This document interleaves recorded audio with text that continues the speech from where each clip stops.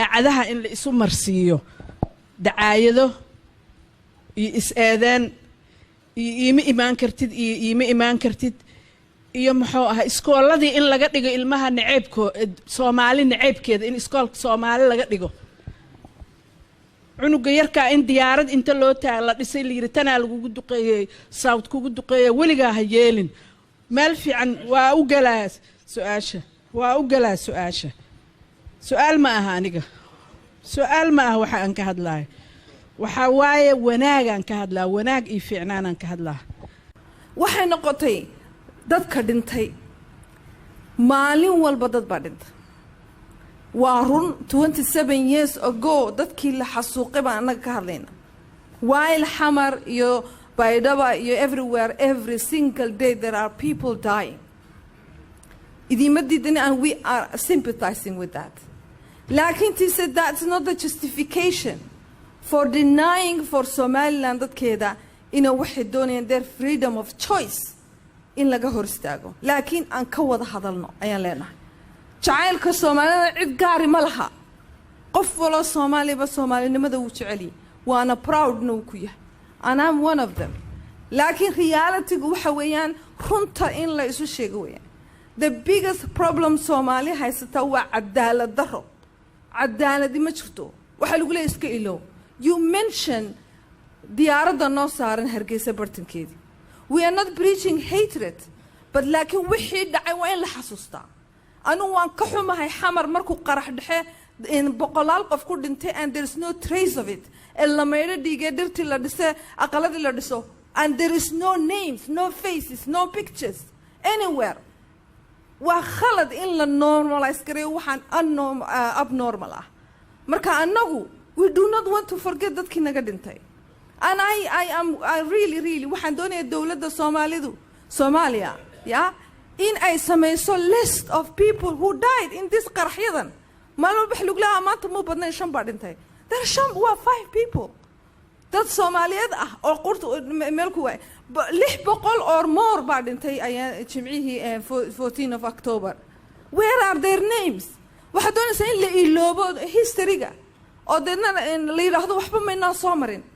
no Somaliland waxay martay burbur aan caadi ahayn it's not between people it's not between reer islaayi dawlad xoogaysan oo hubkeedii oo dhan haysata baa burburisay dalkii aan dawladana jabhada may burburin which is misleading history waxa burburisay iyada dadka burburisay dhibaatada maanta in haysatana dawladii siyaad baraa dhigtay ilaa maanta qabyaalada balaayada kala gurka isagoo wadanku midaysan isjecel yahay xukunka qabtay he left destruction iyo Soomaalinimadii qof walba ka cararay farmaajo qortaaga iyo tuurtaad fadhido ka tanaasulo isoo talow muusow qortaaga iyo tuurtaad fadhido ka tanaasulo isu soo talaaba wada hadal qaar ka mid ah bulshada ku dhaqan magaalada Hargeysa ee caasimadda waa Somaliland ayaa waxa ay fikirkooda ka dhiibteen sida ay u arkaan kulanka dalka Djibouti ku dhexmari doona madaxweynayaasha Somaliland iyo Soomaaliya waa kuwan bulshada oo dareenkooda ka dhiibanaya arintaasi waxa weeye muhiimiyada la baaraya mustaqbalka dhalinyaradan maanta jaamacadaha iyo iskuulada ka qalin jabisay sidaan mustaqbalkooda u lumeen sidii dalkan uu noqon lahaa dal madax bannaan marka inaga dambe inoogu jirta wada hadalka Soomaaliya iyo Somaliland balse waxaad ogaataa inaan tuurta lagu qaadi karin dalkan Muuse ma qaadi karo Faysal Xaraamana ma qaadi karo Cabdiraxmaan Cirrana ma qaadi karo ka guurtida haystana ma qaadi karo Siilaayi degayna ma qaadi karo dalkan dad baale eeganaya madaxweynuhu waa hogaamiye balse Soomaaliya ma geyn karo inuu khasbi karo Cabdiraxmaan baa tagay isagoo Soomaaliya madaxweynaha wixii ka dhacay waa looga dib uu soo noqon maanta waxa weeye yeynaan inagu isnuunay waxa weeyaan Somaliland cirka hadii la tago iyo dhulka hadii la galo danta Somaliland Soomaaliya ku maqantay iyada wax nagu kala daadsan yihiin hadii xuduud iyo siyaasad lagu kala taga xataa Soomaali waa dad iyo wadal iyo dhasheed waa inaan iyo abtigi meel ay ku kala tagayaan ma jirto Somaliland haday doonayso dunida aqoonsi inay ka hesho midowga Afrika iyo Afka ugu jirtaa baa leeyahay taasi waa been saxarihii Marocco way aqoonsadeen maxay Somaliland u aqoonsan waayeen Soomaaliya ku oodeen Soomaali intii la doonayay in xanaaqad iyo xanaaq laga dhaxabuuro dhici mayso Soomaalina istili mayso halkaas ay heshiis ku tahay haday kala maqnaatana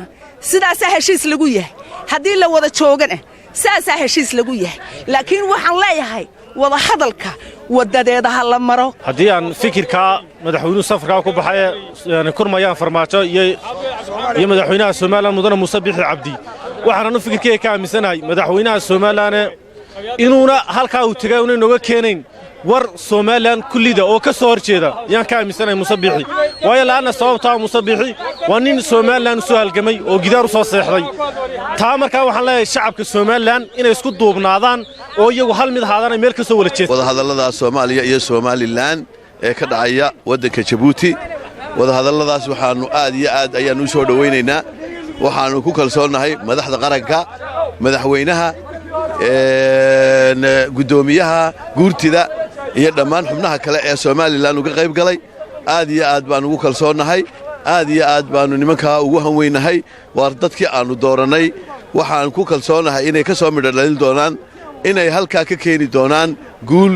iyo gobonimo inay ka keeni doonaan baan aad iyo aad ugu kalsoonahay ilaahay baa mahad subhanahu wa ta'ala ilaahay baa mahad karin su'aasha hadii laga hadlayo loo wada hadli karo Soomaaliland wada musabix marna uu nooyahay xulay Soomaaliland lama hadli kariyo marna waa ku sii socda shalay wuxuu lahaa Soomaaliland lama hadli karno maanta ribad warka tagay isaga ugu horeeyay labadaas isma galaan موقفك Soomaaliland waa mid ama xamar ooy ama Djibouti ooy aday ku taala Muuse anigu ma dirto xukunka soo korno waa ka adeeshanay ilaa konton qodbood buu qabto kontonka qodbood farmaajo kaga hadlay wax kale ma soo kordhin la hadlaymayno saaka ninka ugu horeeya ordayba walma labadaas askariyaha mid ku dhaariyay ummadan waa loo dhintay ama farmaajo ha meel inoo geeyo ama Djiboutina waa tan inaba ogolaba Ethiopia inoo dhaw talaabayna ma ogola waa cid inoo ogol ma jirto ilaahay bay inoo ogol ilaahayna aamina ilaahu 100 sanadood jirno ama yeen jirno ilaahayna ogol ma garanaysa dadka halkii tagay anu qof kaliya ka daacada qof shakhsi adna aadin ma uu arkay hadalkeena daacad ka laakiin dadkii kale wali ma xun doonta oo odayaashu halka ku bisaarad bay ku noqotay oo lacag ma lacag doonta hay anu waan arkay Axmed Maxamuud Dool Dalsan TV Hargeysa